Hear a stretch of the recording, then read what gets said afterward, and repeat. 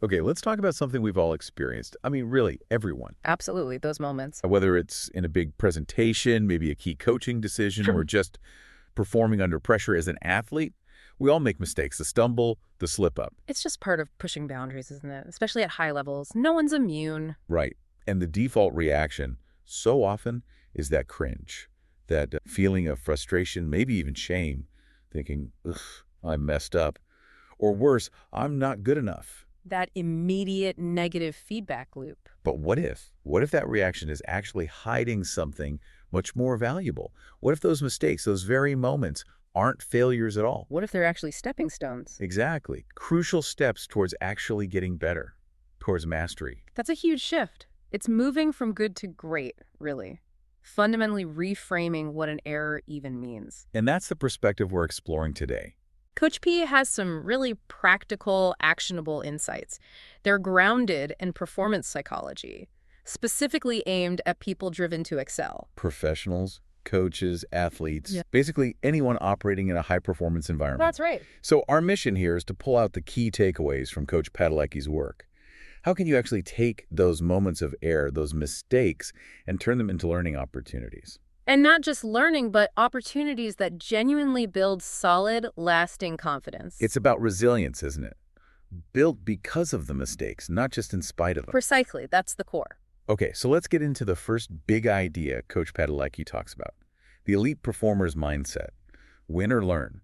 This sounds good, but it's more than just a slogan, right? Oh, absolutely. It's deeply connected to the concept of a growth mindset. That's foundational in sports psychology, but it applies everywhere. Growth mindset. The idea that your abilities aren't fixed, that you can develop them. Exactly. Through deliberate effort, feedback, and yes, crucially, through how you engage with failure, or what feels like failure. It needs that perspective shift. Coach P really emphasizes this. Mistakes aren't setbacks. They are data points. Data points. Think about that. It strips away the emotion immediately, doesn't it? It does. A missed shot isn't some catastrophe, it's data. Information about your technique, maybe how you handled the pressure, the decision you made. Or a business pitch that falls flat. Data about your approach, your market understanding, maybe the timing. A coaching call that didn't work out, same thing. Data on strategy, player communication, preparation. It becomes objective. It's like athletes watching game film. They break it down, look at form, positioning, what went wrong, what went right, dispassionately. Yes. And high performers in any field business, coaching, need that same willingness to sort of rewind the tape on their own actions, but with that data mindset, not a self-blame mindset. And the questions you ask are critical. Coach Padalecki suggests focusing on things like, what needs work? Simple, direct, What did I just learn? again, forward-looking. And how can I make the next rep better? Not questions about blame, but about optimization. Right.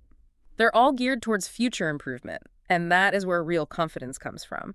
Not from being perfect, because who is, really, if they're pushing themselves? Nobody. Confidence comes from knowing you can face a mistake, pull out the lesson, and use it. That cycle, resilience, reflection, action, that's the engine. Okay, so that mindset is step one. Understanding mistakes as data. But on the heat of the moment when you've just messed up, it's tough to feel that way. It really is. The emotional reaction can be strong. So how do you interrupt that? How do you actually process the data instead of just feeling bad? Coach Padalecki highlights a great practical strategy from Lanny Basham. It's called the power of the needs work reset. This sounds almost deceptively simple, but it's psychologically quite clever. Okay, how does it work? Right after the mistake happens, maybe you're walking off the field, leaving a meeting, just sent that email you regret. You pause, just for a second, take a breath. Just interrupt the flow. Yes. And then you say, maybe internally, maybe quietly out loud, needs work. Needs work. Needs work. It feels very neutral. Exactly.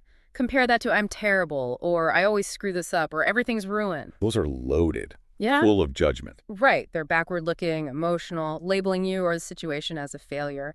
Needs work avoids all that. It's factual. It acknowledges something wasn't right, but it's blame-free. And it points forward.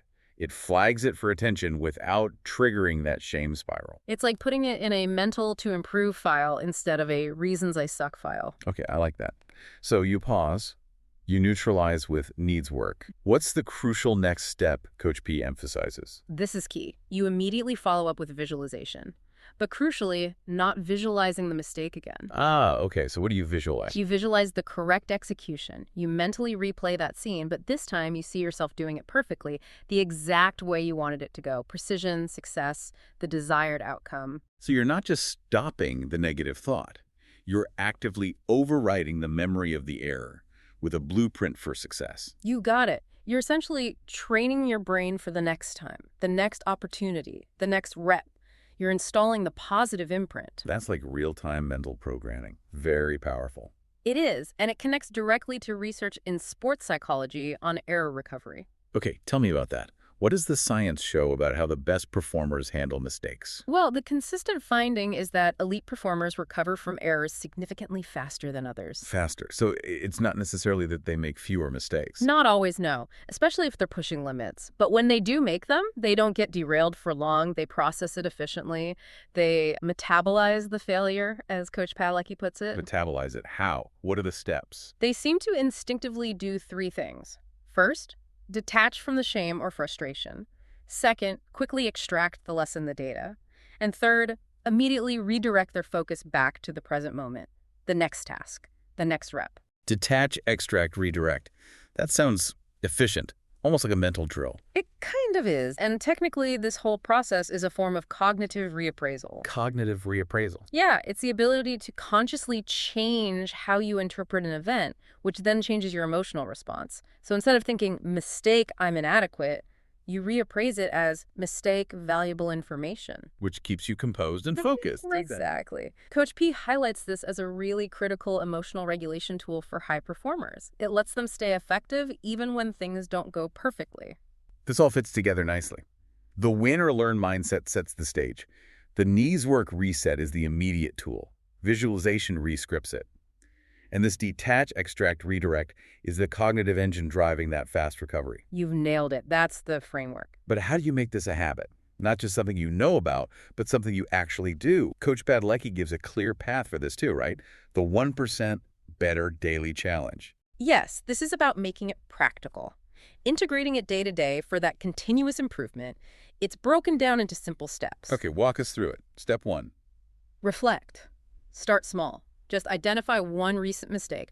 Could be from work, maybe a slide wasn't clear, you missed a deadline slightly, an awkward client chat, a bad substitution call in a game. Or personal.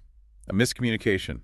A workout that went sideways. Sure, just pick one thing that didn't go quite right. Okay, got one. Step 2. Learn. Now get specific, like reviewing that data. What exactly was the lesson? Don't just say, I was unprepared. Say, I didn't anticipate that specific question, or my grip was wrong on the second set, or I assumed understanding instead of confirming. Get granular. Specificity is crucial for real learning. Got it. Step 3. Rescript. This is the visualization piece in action. Mentally replay it, but see it going right. See yourself handling that question smoothly, nailing the lift, communicating clearly, making the right call. Build that strong, positive mental image. Overwrite the error memory with the success memory. Okay. And finally, Step 4. Act.